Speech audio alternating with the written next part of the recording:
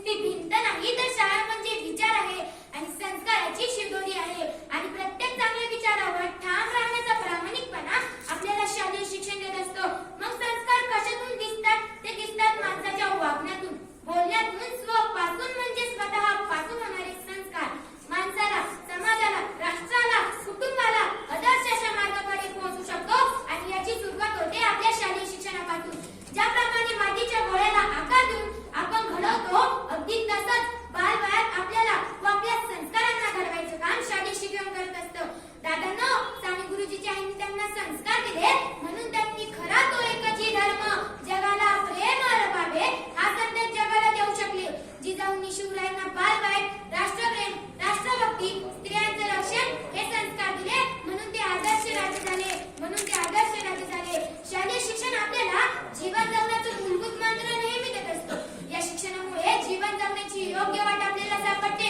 म्हणून विद्यार्थी मित्रमैत्रिणींनो, प्रत्येकाला योग्य मार्गावर घेऊन जाते तेच आपले शाळेतील शिक्षण. आपण नेहमी म्हणत असतो आपलं घर, आपलं कुटुंब, पण यापेक्षा महत्त्वाची भूमिका जर कोणती पार पाडायची असेल तर ते आपले शाळेतील शिक्षण आणि शिक्षण वर्ग. कारण तुम्हाला सांगते, शाळेतील प्रत्येक वर्ग घर आहे आणि त्या वर्गातील शिक्षक आपले आई वडील.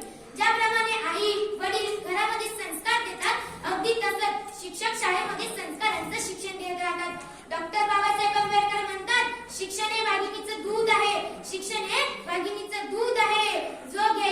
जो घेईल तो गुरगुरल्याशिवाय राहणार नाही, तो गुरगुरल्याशिवाय राहणार नाही. शालेय जीवनामध्ये संस्कार मनावर कोरले जातात. आपले बौद्धिक, शारीरिक विकास शालेय जीवनामध्ये होतो. म्हणून विद्यार्थी मित्रमैत्रिणींनो, प्रत्येकाला योग्य मार्गावर घेऊन जाते तेच आपले शाळेतील शिक्षण.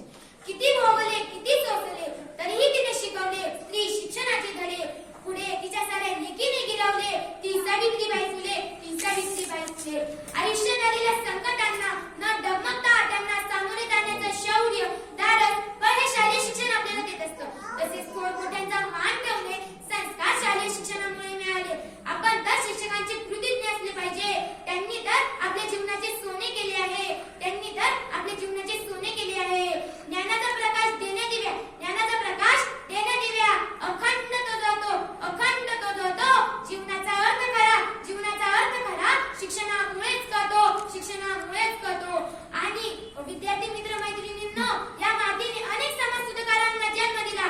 त्यापैकी शिक्षणाच्या ज्ञानाला शिदोरीला ज्यांनी जन्म दिला त्यांचं नाव सुवर्ण अक्षरात कोरावं इतकं ओजस्वी आहे. त्या म्हणजे सावित्रीबाई फुले आणि महात्मा ज्योतिबा फुले. महात्मा पुणे येथे पहिली शाळा काढून मुला-मुली यांना शिक्षणाची शिदोरी दिली. महात्मा ज्योतिबा फुले म्हणतात, विद्या विना मती गेली, मती विना नीती गेली, गती विना वित्त गेले. एवढे अनय एका विद्येने केले. शेवटी एकच सांगते शालेय